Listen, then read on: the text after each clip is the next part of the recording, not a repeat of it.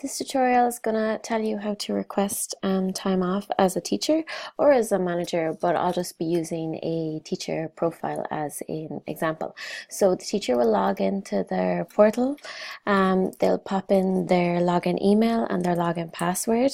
It's case sensitive, so if you're unsure, you can just use your eye to double check, log in, and then they'll appear here. You go just up to the little profile image and then select my account, select time off plugin, and then all the staff should see is my requests. They will click into my requests and they'll be landed here. So right here we've used Ned O'Mara as an example. His days left is 21 days, 3 hours remaining of his allocated 25 days. It's the period 2018. We can change the period to 2019, or we can just have a look over 2017. These lovely stats are showing his available days, his days pending approval, meaning he's requested the time off but hasn't been approved yet, his days in lieu, which is he's been requested, or he has requested time in lieu, he's worked that time in lieu, and now he's gained that back in holidays, so it's how many are remaining here. That'll also be added up in this days left action here too.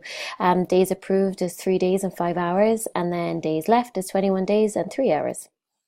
So here we have some examples done out for Ned O'Mara that he can review, so he can see the start date that he requested, off, and the end date. He can see the leave type that he requested, the duration, and then the status of it. He can also see when the manager actually updated it.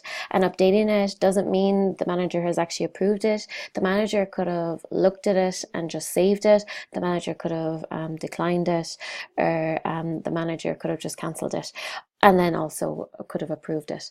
So he can then just review and see how it looks. He sees, oh yeah, I asked for this date from 9 till 4:30. That's 7 hours of his day.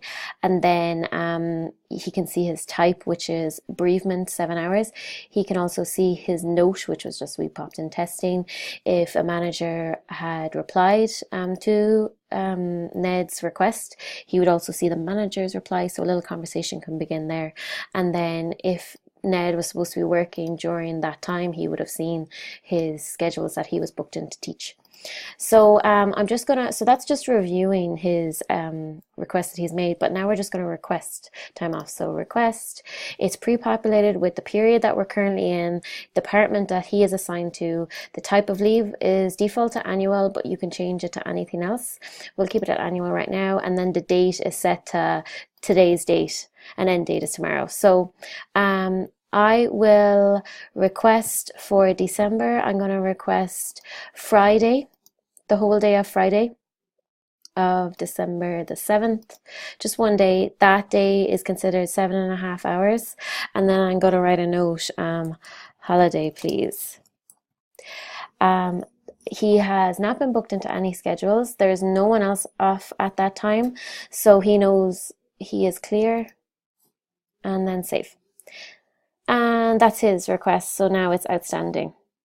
You can also see this days pending approval has updated. It's 0 days and 7 hours. It's defaulted down to the hour, so it doesn't do it to the minute.